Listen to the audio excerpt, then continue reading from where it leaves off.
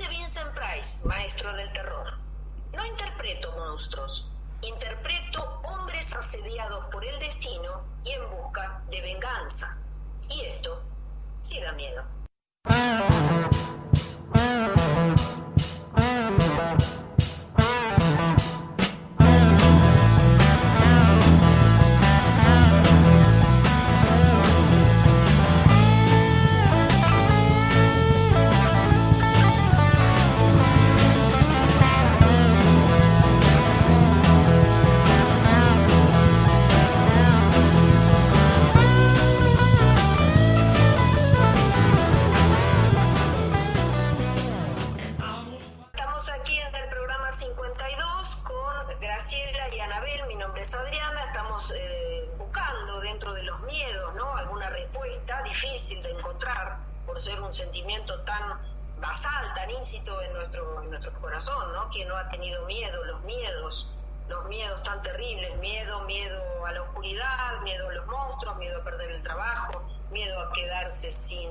Sin dinero, miedo a ser desalojado. Bueno, los miedos son inmensos, van desde lo más natural y animalesco, digamos, a nuestro pasado animalesco, hasta la época contemporánea. Y mientras tanto hemos atravesado muchos miedos. Traemos a Vincent Price porque realmente es estupendo en este sentido de buscar, digamos, ¿no es cierto?, una interpretación del miedo, y él no se hacía demasiado problema. Está la foto que vamos a poner seguramente en Copiscopio, que le estaba llegando con el esqueleto muerto de la risa. Es decir, para él era un trabajo. También el arte canaliza, permite llevar todos estos temores que todos sentimos, ¿no? ¿Quién no tiene miedo a la oscuridad? ¿Quién se pasea por la oscuridad tan galantemente sin decir upa?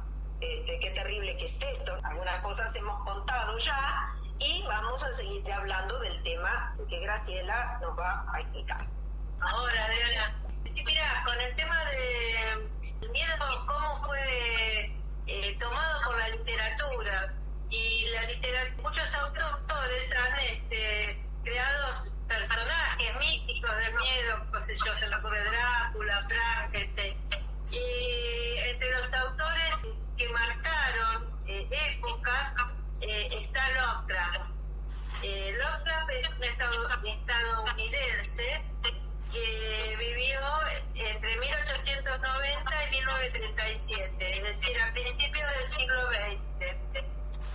Y era una persona que se dedicó a la literatura y publicaba en revistas. No era un gran autor con mucho dinero, no, él publicaba en revistas, pero tenía una imaginación.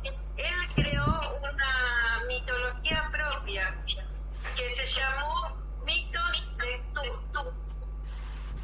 Esta mitología tiene una repercusión hasta el día de hoy, porque te puedo decir que bandas de rock pesado como Metallica o Iron Maiden hacen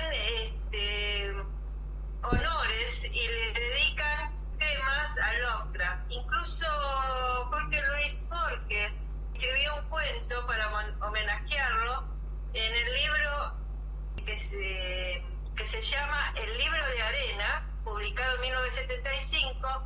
Hay un cuento que se llama Hay más cosas, homenajeando a Lovecraft.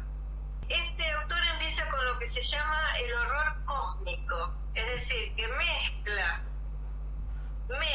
el horror tan llevado a su máxima expresión por Poe, que hablábamos en el otro programa, y él lo mezcla con la ciencia ficción, con viajes en el tiempo, con alienígenas, es decir, abre toda una gama nueva de terror para nosotros, ¿no? Para que nosotros leamos y ahora veamos sus películas, ¿no? Sí, aparte los monstruos no están definidos como son, y más de un ilustrador los ha dibujado de distintas maneras, pero son seres horrendos, digamos, pero no antropomórficos necesariamente, son como bichos. Entonces cada uno se asusta a su manera. Es muy terrible, bueno, tanto que algunos críticos dicen, bueno, él no murió, a él lo mataron los monstruos que él creó. O sea, los monstruos se lo comieron, porque él, es como que siempre se dice, no invoques lo que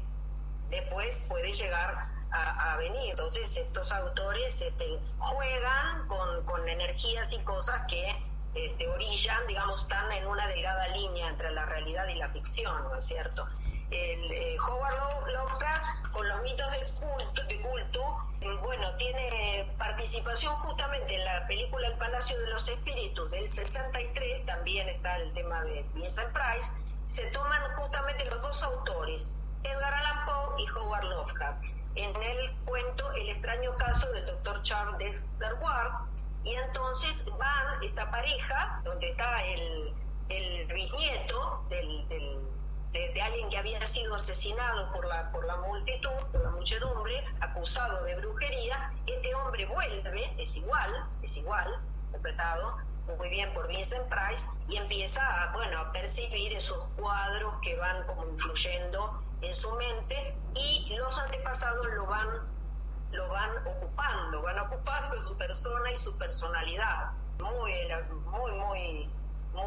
impresionante, ¿no? Con Lon Chaney Jr., bueno, una serie de actores, algunos muy jóvenes en ese momento, que por ahí luego filmaron otras películas. Pero y en el fondo, ahí me acordé, en el fondo del sótano estaba uno de los dioses de culto. Lo tenían y hacían sacrificios para ese dios. Muy terrible, y se lo ve apenas así como una cosa difusa, una masa difusa, pero que tiene ojos y que exigía sacrificios. Stephen King también se basa en series de estas mitologías. En Jerusalem Block y Pesadillas y Alucinaciones de Stephen King, él también usa seres mitológicos creados por Lovecraft. Justamente me acordaba estaba pensando en Stephen King, porque es un autor que está influenciado por Lovecraft. Yo siempre lo veo a Stephen King como alguien que en realidad, contrariamente a lo que se puede pensar, como alguien que habla de cosas como muy reales y poco ficcionales, sino como que habla mucho de lo humano, ¿no? Si uno mira, por ejemplo, La Niebla, es la mezcla entre las dos cosas. ¿Qué sucede cuando un grupo de gente se queda encerrada en un supermercado porque hay unos seres que invadieron la ciudad? Parafraseando toda la trama, ¿no? Entonces es la mezcla de las dos cosas, cómo las personas terminan armando un infierno a partir de una invasión real, no es imaginada. Entonces es la mezcla de Stephen King, es como la mezcla de las dos cosas, y es muy bueno, es actual y no es un autor de así como de bestseller, pero que escriba cosas banales o de terror vacío. No, es muy bueno. Y justamente ahí se ve la influencia de Lovecraft. Nada más que me parece que es una influencia que para él usa como puente, para hablar de lo humano, él usa lo sobrenatural. Él habla de lo humano a partir de lo sobrenatural. Yo la vi, la película hace poco la vimos. Es terrible. Sí, la vimos. ¿Y qué viste La Niebla? El autor, el director es Frank Darabont, algo así se llama, que dirigió capítulos de Walking Dead también. ¿Y qué te pareció la película La Niebla? Es estupenda, pero es terrible, sobre todo el final. El final es inesperado y bueno, ahí sí, te deja verdaderamente terrible, porque te deja pensando cómo puede ser. No lo vamos a contar porque por ahí la vuelven a pasar, pero realmente es impresionante, y es impresionante la actitud de la gente, que no quiere ayudar, que no quiere colaborar, que niega lo que está pasando, que agrede. Hay una mujer que quiere hacer una prédica como de una secta, en fin, hay como distintos caracteres, ¿no? Pero está muy bien, porque el tema son los seres humanos ahí, no los que invaden. Los que invaden no sabemos cómo son, pero los seres humanos sí sabemos cómo son y están ahí. Ese es el problema, ¿no? Sí, es excelente, porque en realidad la amenaza es real. La amenaza es real y es comprensible. Pero realmente el infierno que se genera en esa situación es por lo humano, y al final, bueno, es terrible, no lo vamos a decir, pero este es todo. Entonces yo siempre a Stephen King lo veo justamente más que como un autor de terror, creo que es un autor que habla de lo humano, y también, como los autores de los que venimos hablando, muy marcado por su historia, ¿no? Por las cosas que él vio y que vivió de chico. Así que es muy Lo que bueno. pasa es que muchos monstruos en realidad están dentro nuestro, es lo que estoy diciendo de Howard Lovecraft. El tema es que muchos monstruos están dentro nuestro, los generamos nosotros, son nuestros miedos, nuestras pesadillas, nuestros sentimientos más profundos generan estos monstruos. Que se corporice en una figura puede ser, pero no necesariamente nos va a dar más miedo a alguien que otras personas que conocemos de este planeta, que nos dan tanto miedo como alguien. Y bueno, esto ha sido estudiado por los psicólogos. Lo que pasa que, bueno, en el caso de Frankenstein, en el caso de Drácula, se mata al monstruo y se resuelve el problema, pero en otros casos la cosa es tan difusa, como en el caso de la niebla, que es difícil situarse en ese lugar. Y el ser humano es muy sensible a los miedos. Esto el poder lo sabe y lo maneja. Ya lo vimos en la teoría de la indefensión aprendida, que se recomendaba que la gente sufra para que la poder dominarla, con guerras, bombardeos, crisis económicas y un montón de cosas, ¿no es cierto? Es terrible, pero por eso digo, los monstruos no están tan lejos. En el caso del Palacio de los Espíritus de Vincent Price, que toma este tema, va tomando, acá habla de la posesión del cuerpo, es decir, el cuadro tiene a su antecesor y va poseyendo el cuerpo. Esto es un tema que también cuando estábamos conversando con la profecía, la posesión, que el cuerpo ya no es de la persona, hay otro que está dominándolo. Después tenemos las películas de zombies, es enorme. No sé, Ana, vos querías... A ver, películas hay infinidad, y además películas buenas, porque si uno piensa películas de miedo, y concretamente en el género de terror, es un género muy relacionado con algo como medio vacío, como, en fin, y más que nada el terror actual, porque por ahí si uno dice Vincent Price, no, sí, pero eso es bueno. No, pero en realidad, a ver, de todos los géneros siempre hay buenas películas, y no quiero dejar pasar la oportunidad de hablar de Dagon, que está Dagon, en la secta del mar, es del 2001, que está basada en una historia de Lovecraft, y que justamente no tiene como ese elemento fantástico, de terror tipo fantástico, y es excelente porque, bueno, la tienen que ver, no les cuento cómo empieza, porque empieza ahí, unos náufragos llegan a un pueblo y empiezan, bueno, como todas las películas de terror, que empieza como todo a retorcerse y a ir para abajo, y es muy buena, muy prácticamente desconocida. Es una película española, y la pueden, bueno, googlear y encontrar más información. Se llama Dagon, la secta del mar, y está dirigida, la secta del mar, perdón, es del 2001 y está dirigida por Stuart Gordon. Trabaja una actriz española que es muy conocida, que se llama Macarena Gómez, que por ahí si la ven ahí también, no es súper conocida así de acá, pero es una chica conocida así del cine español. Es excelente. De lo que es de Lovecraft, realmente es muy buena. Y después, a ver, una película también buena, así como que mezcla lo sobrenatural y que también lo cotidiano con lo sobrenatural, es It Follows, del 2014, dirigida por David Robert Mitchell. Y también es una película muy buena, que tiene como eso, ¿no? Como un elemento así como fantástico, de sobrenatural. Con fantástico me refiero a terror más de tipo sobrenatural. Esa es muy buena. Bueno, yo creo que el caso más terrible que podemos nombrar para ir cerrando este tema El caso más terrible fue La Guerra de los Mundos con Orson Welles. Él hizo la representación, cosa que no se había hecho, desde el Teatro Mercury. Está en YouTube, se puede buscar, está en inglés y está su reconstrucción en castellano, que es muy impresionante.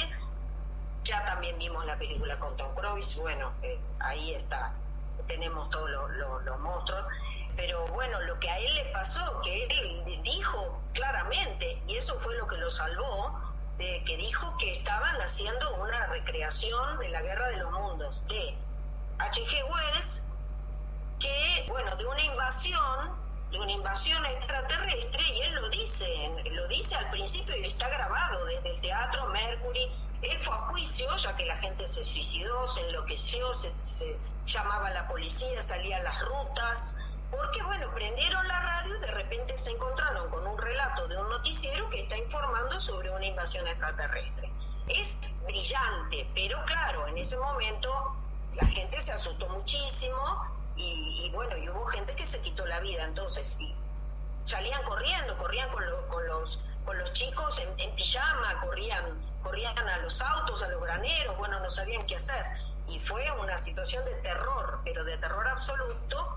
Hoy por ahí ya vimos tanta ciencia ficción que no sé si nos asustaría tanto, pero en ese momento causó sensación. Fue a juicio, estuvo meses tratando de defenderse y bueno, pudo demostrar que él había avisado que era una interpretación. Eso, el terror, podemos decir, ¿no? Si te agarra desprevenido, porque ese es el tema del miedo, que te puede agarrar desprevenido. Si uno sabe que va a venir el león, bueno, se esconde y listo, pero de repente se encuentra con el león al lado de uno y bueno, ahí te quiero ver. Y también, bueno, vamos a nombrar la película Fantasma de Buenos Aires, que le estaba comentando recién a las chicas fuera de audio, que es muy buena, Fantasma de Buenos Aires, en donde estos chicos, por entretenerse, se ponen a jugar a la Ouija, que no hay que jugar a la Ouija, ya lo digo, no hay que jugar a la Ouija. Y bueno, y convocan a un fantasma que es de un compadrito de 100 años en Buenos Aires, 100 años atrás. Y bueno, el compadrito viene a buscar, no digo venganza como dice la frase de Vincent Price, pero viene a arreglar algunas cuentas con una persona que ya es muy mayor, pero que había estado en aquella época. Por supuesto, ve todos los cambios que se dan en la ciudad, todas las cosas que pasan, y es muy buena la película argentina, está en YouTube, la pueden buscar, la recomiendo porque no tiene desperdicio, está muy bien hecha, y el pobre compadrito anda medio perdido, pero bueno, finalmente logran encontrar esa persona, arreglan cuentas y pueden, bueno, y después sigue el fantasma sigue, así que el Fantasma de Buenos Aires queda. Bueno, el tema de la Ouija, ¿no? Que causó también tanta sensación y tantas cuestiones. Hay mucho, el tema de los miedos es enorme. Están desde los cuadros de Goya, con Saturno devorando, ¿no? A su hijo, creo, no me acuerdo cómo se llama. Sí, y pienso en películas donde hay como esta mezcla de temas como así como de espíritus o del más allá, que uno las puede vincular más a películas de otras décadas, pero son miedos y son temas que siguen saliendo a la luz en el cine, o sea, en el sentido que siguen estando plenamente actuales y son muy buenos, o sea, muy buenas historias de terror. Se ve que están como también como en el miedo, ¿no? Películas así como hay muchas basadas en muchas que tienen elementos del Bebé de Romarí, de esta idea, ¿no? De un embarazo, como y del demonio y etcétera. Es una cosa que también fue manejada. Por ejemplo, en la Edad Media las iglesias tienen imágenes de demonios, que era lo que iba a atrapar a la gente si caía en pecado, imágenes terribles de muchos, y ahí fue cuando se corporizó un poco la idea del diablo, como ser nefasto de las profundidades, del infierno. Bueno, todo esto se fue creando, y hay muchas iglesias que tienen, ¿no? Siempre esa imagen del diablo colorado y qué sé yo. Por esa razón era tan usual que cuando los conquistadores vinieron acá y vieron los dibujos, los dibujos en rojo, en verde, lo primero que dijeron es, esto es del diablo, porque otra cosa no puede ser. ¿Quién se le va a ocurrir dibujar esto? Estas imágenes aztecas tan particulares. Y bueno, cada uno juzga por lo que conoce. Y bueno, en la época en que ya la Inquisición atacaba a la gente a todo vapor, no era raro que estos que vieran lo que sabían que tenían que ver. Yo creo que, claro, de acuerdo a la información o a la educación que uno tenga, el tema está claro, con qué filtro uno mira las cosas. Entonces lo que pasa es que, por lo menos, y esto es mi opinión personal, es decir, tenerle miedo como una imagen del diablo, una imagen del mal, así te distrae realmente es decir, estás como enfocado en algo abstracto en vez de entender cómo funcionan las cosas en el día a día, que eso es lo que importa. La comprensión de fondo de las cosas. Por eso me parece que no hay que quedarse con una respuesta simplista, sino que en cualquier tema es como ir a fondo y entender cómo funcionan las cosas, más que con ese miedo. A ver, no digo no prestarle atención al miedo, sino no quedarse con ese miedo como irracional, sino tratar de entender, de poder pensar, de poder buscar información o educarse en cómo funcionan las cosas. Porque también puede ser un elemento de distracción, es decir, sí, estás como distraído como en ese enemigo o en ese mal abstracto y en realidad no podés discernir. Fíjate una cosa que interesante, que el otro día pasaba en un documental, como uno a veces no puede entender. Si uno no tiene la suficiente información, hay cosas que no las puede entender. Y contaban el caso del primer asesinato que se dio entre los Amish, que tienen una forma de vida muy, muy estructurada. Y bueno, ¿qué pasaba? Había un muchacho que siempre daba problemas, y bueno, ya era medio rebelde, medio complicado, le oraban, le explicaban, pero era difícil. Y bueno, finalmente esta mujer se casa con él porque nadie la elige para casarse y no podía quedar soltera, tenía que casarse para tener un lugar en ese grupo. Y este hombre se va descalabrando cada vez más hasta que la termina matando. Pero ¿qué pasaba? Cualquiera lo hubiera diagnosticado por esquizofrénico paranoico, por ejemplo. Y cuando salía, lo internaban, volvía al grupo y dejaba de tomar los remedios porque ellos decían que no lo necesitaban. Lo mandaban a un médico de algo que ellos más o menos conocían, que era un quiropráctico, pero él no necesitaba un quiropráctico, necesitaba una terrible dosis de alopidol, que no la tenía, porque cuando él volvía, y cada vez iba empeorando más, y terminó mal, porque terminó matando a la mujer, termina suicidándose él.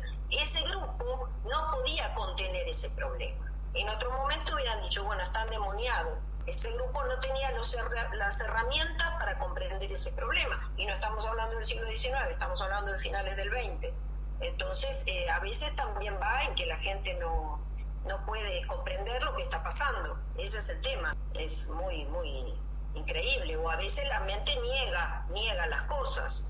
Sí, hay un montón de elementos. Es decir, uno puede analizar esa situación con un montón de elementos. Lo que digo es que, y ojo, no digo que no exista lo sobrenatural o que no en realidad no lo que digo es que me parece que es una estrategia utilizada poner la figura del mal en algo abstracto o en alguien concretamente, porque simplifica mucho las cosas, entonces listo, las personas están centradas, que el mal está acá, listo, pero en realidad ¿qué pasa con todo lo demás? Entonces lo importante es no dejar de hacerse preguntas en el buen sentido, no circulares, sino intentar comprender realmente qué es lo que pasa y poder pensar. Yo creo en eso, o sea, no como quedarse con la respuesta simplista. Claro, es mucho más fácil ponerlo afuera, decir fulano es el mal, tal grupo es el mal, este es el mal, y no se dan cuenta que todos tenemos de bueno y de malo.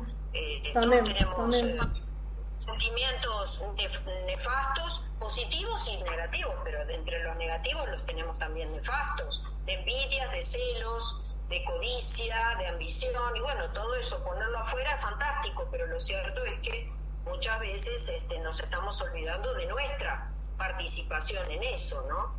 Es así. Entonces, bueno, matar a un monstruo fácil. De última, se le clava una estaca, bueno, la bala de plata, el hombre lobo, se lo puede matar con una bala de plata, pero lo más difícil es reconocer la parte de uno que, bueno, que también tenemos costados oscuros todos,